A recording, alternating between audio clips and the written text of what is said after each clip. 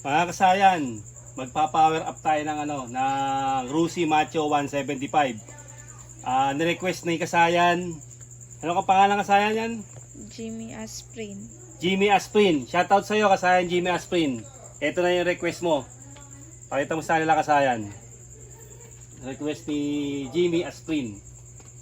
Power up lines ng Rusi Macho 175. Ito siya kasayan, umpisa na natin. Post relay kasayan ha, tapos circuit wire, tsaka yung mga circuit fuse, tsaka circuit socket relay para siguradong number 16 gauge ng natin ha, negative yung ground natin. Ito na, umpisa natin kasayan. Number 30 lalagay natin sa positive ng battery, tapos number 85 dito sa may sa may negative ng battery. Ito kasi kasayan natin, tignan niya. Number 30. Unahin natin number 30 kasayan ha. Ito yung likod, 30, 85, 86. Dalawang load. Ito, huwag nyo lang isasama to sa bilangan. Load natin to. Itong tatlo lang para hindi na kayo malito, hindi kayo maguluhan. Yung nasa likod sa positive. Tapos ito, dahil malapit sa negative, dito natin siya ilalagay. Kung malapit sa negative yung 86, sa 86 natin siya ilalagay. Ang malapit 85, kaya dito tayo. Dito natin po pwesto yung relay. Yan siya kasayan. Ayan. Tapos cable tie lang doon sa dulo. Hindi na siya kasayan, mic fit na siya. Rusi Macho 175 to ha. Ito siya kasayan. Ito na yung dalawang 87, pinagbul ko na para hindi na kayo malilito. 85, 86 kahit magkabaliktaran. Bisa natin sa positive.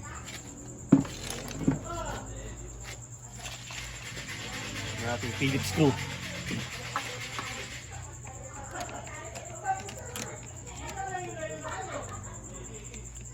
Ito kasayan, subukan nyo to kasayan kahit anong motor nyo. Gawin nyo to kasayan, siguradong masisiyahan kayo sa resulta.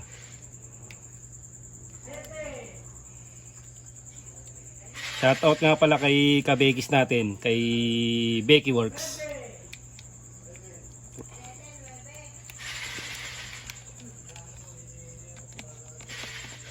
Siya kasayan ha. Pili lang kayo kasayan ng magandang pwesto. Pwede nyo siyang hindi gayahin. Yung pwesto natin, pwede nyo, kung saan nyo makikitang maganda yung pwesto, doon nyo ilalagay.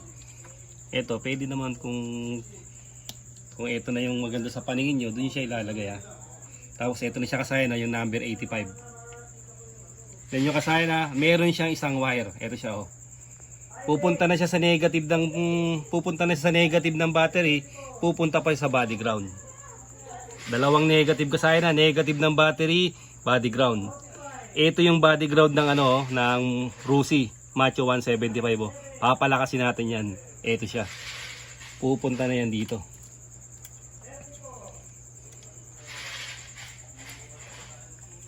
Di yata kasya rito dadaan Pag di kumasya dito lang sa hindi kasya ron Ito siya kasi negative tayo. Nailagay na natin yung positive. Negative naman. Ito kasi huwag kayong gagamit ng yung terminal. Yung terminal na gagamitin nyo. Kasi kadalasan maliit lang to O yung nabili ko pang battery, yung pala sa Macho. Ang sukat niya ito. Pang 8 yung sukat, hindi pang battery terminal. Malaki yung tornilyo, kaya ginawan lang ng remedyo. Yung mas malaki kasayan na yung ganito kalaki yung I-terminal. Yan na siya kasayan negative to kasayan, negative. Tapos na tayo sa positive.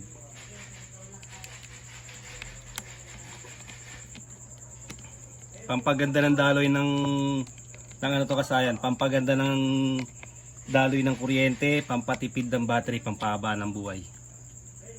Hahaba yung buhay ng battery nyo dito kasayan.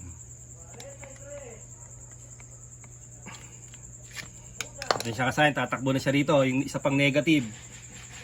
Pero isang wire lang yon na pinagkapit. Ayun siya. Kahit magkabaliktaran yan dito na siya.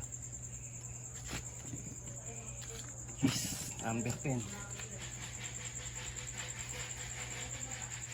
Number 10 kasayan yung ano nito, yung tornilyo. Ay, 8 pala to. 10 mm.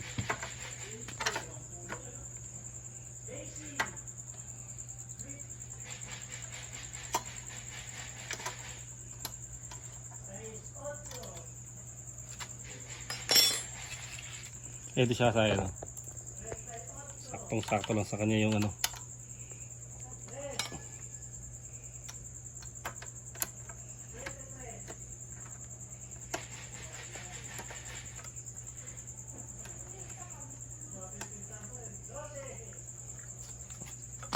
Parang yata tayo na. Mababaw yata tayo na.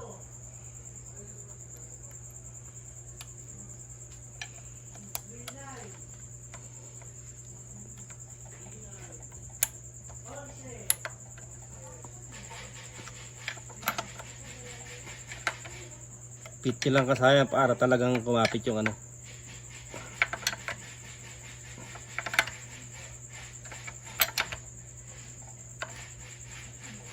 Kaya kasayan.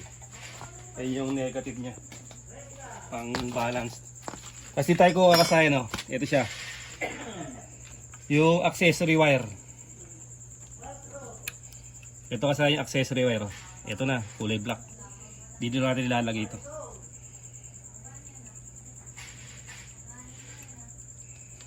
Accessory wire. Kulay black. Yung accessory wire ng ano. Kakulay lang to ng Honda.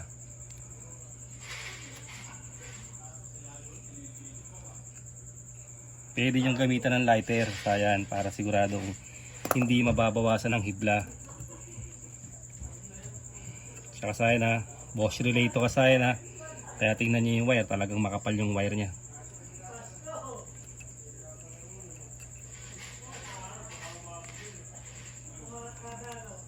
Kaya kasayan ha. Mamaya ako na ipipix yan. Para bilis lang tayo. Kaya kasayan ha. At pag binuksan kasayan, magkiklik na yung relay niyan. Yan siya kasayan ito. Palapit-lapit mo rito.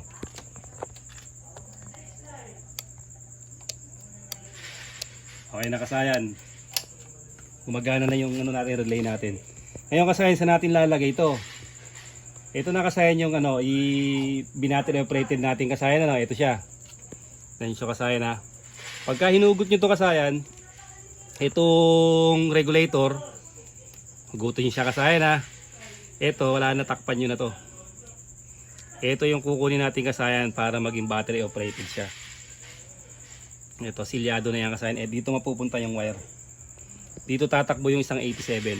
Kahit magkabaligtaran niya kasayan, diyan natin siya ilalagay.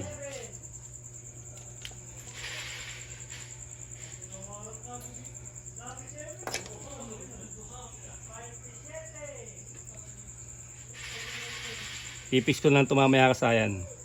Kailangan makita niyo yung ano niya. Kung paano siya ilalagay sa ano.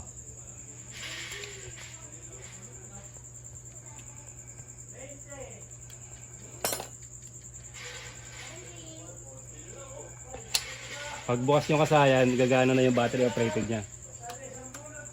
Wala kasayan, di gumana. Kasi wala pa siyang ano kasayan, no? Wala pa siyang fuse. Lalagyan natin ng fuse na 15 ampere. Ganito kasayan, no? Kulay ng 15 ampere, kulay blue. Siya kasayan, no?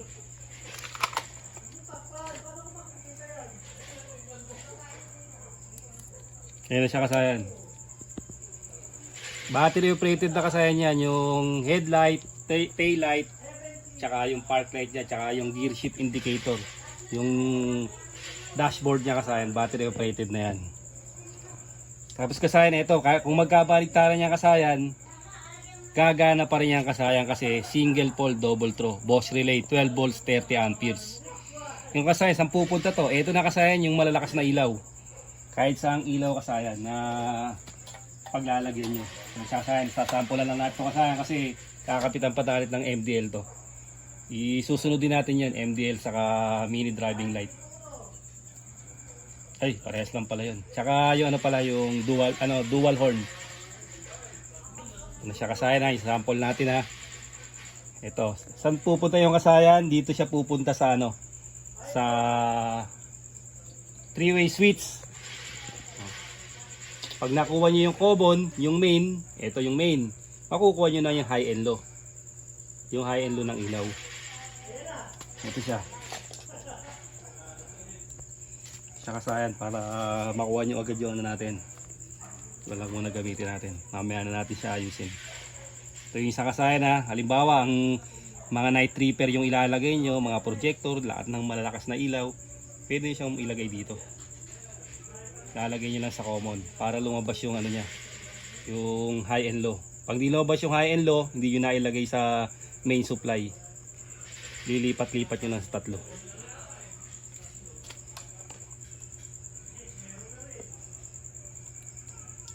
Kasayan, maghahanap lang kayo ng body ground kasayan ha. Na body ground na pwede yung paglagyan. Ayan siya kasayan. Oh.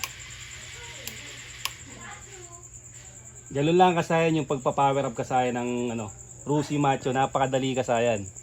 Ng Rusi Macho 175. Kahit anong malakas na ilaw to kasayan ha. Ayan kasayan, pansinin nyo, 12.9 kasayan no. Nakabukas pa yung ilaw, tas nakabukas pa yung mga ano niya. Pero mahina ako konsumo sa ano.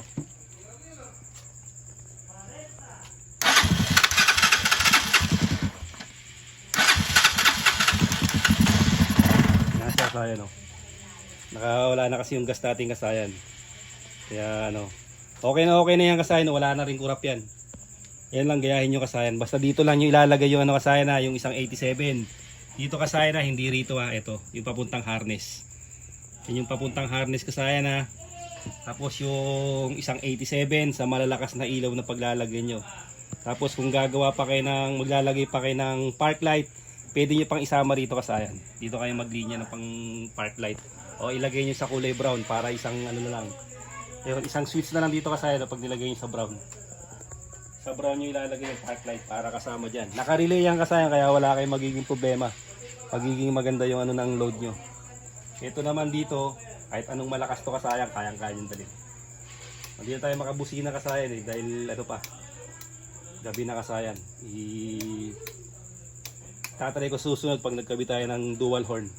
Hanggang dito na lang mga kasayan. Salamat sa panonood.